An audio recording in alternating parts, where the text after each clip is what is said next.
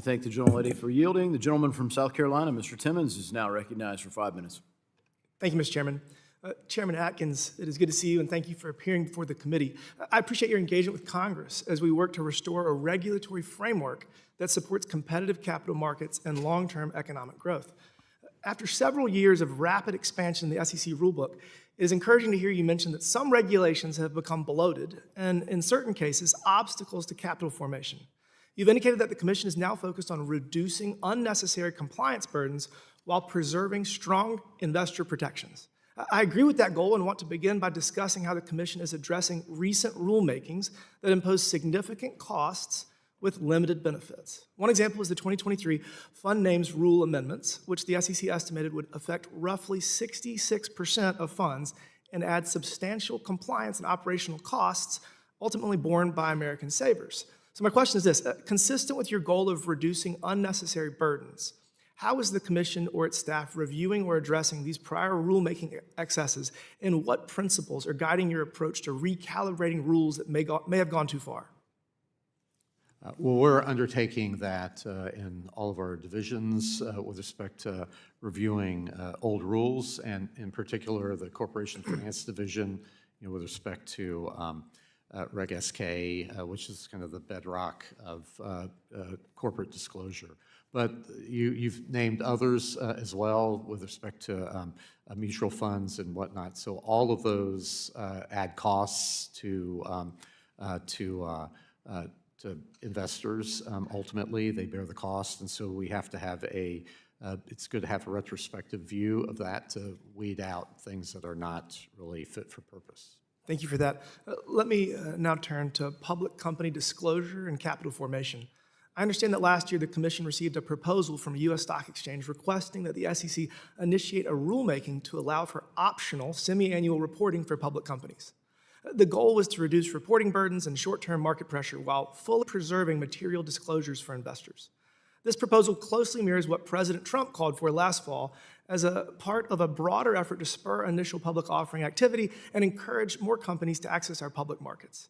At a time when fewer firms are going public and staying public, it is worth examining whether our disclosure framework has become overly focused on short-term results at the expense of long-term growth. Can you share how the Commission is thinking about potential changes to the public company reporting framework, including possible approaches to reducing short-term reporting burdens?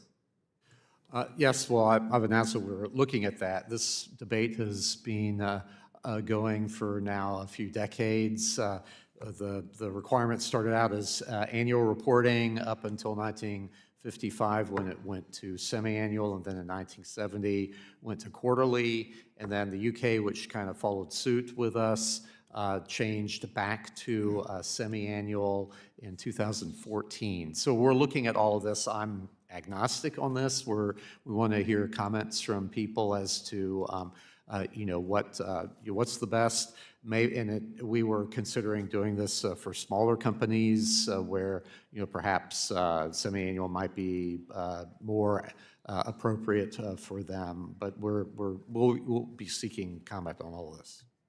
I think if the shareholders are in favor of it, it should be considered and maybe even create a larger burden, maybe a 2/3 burden to achieve it. But I think it's worth looking at. Thank you. Finally, I want to turn to venture capital and regional access to funding. When we talk about venture capital, it often seems like the conversation is limited to companies in New York, California, and Massachusetts. In fact, data from Carta shows that in 2024, California alone captured nearly half of all VC investment in the U.S. Meanwhile, entrepreneurs in my district and across the other 47 states continue to struggle to raise venture capital. So do you agree that the lack of geographic diversity in VC funding is a problem? Well, I know there is a difference in the distribution across the country, and what the causes are, I'm not sure, but...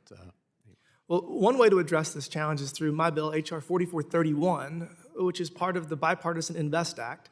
The bill modernizes the definition of a qualifying VC fund under Section 3C1 of the Investment Company Act by increasing the beneficial owner limit from 250 to 500 and raising the capital cap from $10 million to $50 million. These targeted common sense updates would expand access to capital for startups outside traditional financial hubs while preserving strong investor protections. Thank you. I yield back. Thank the gentleman for yielding.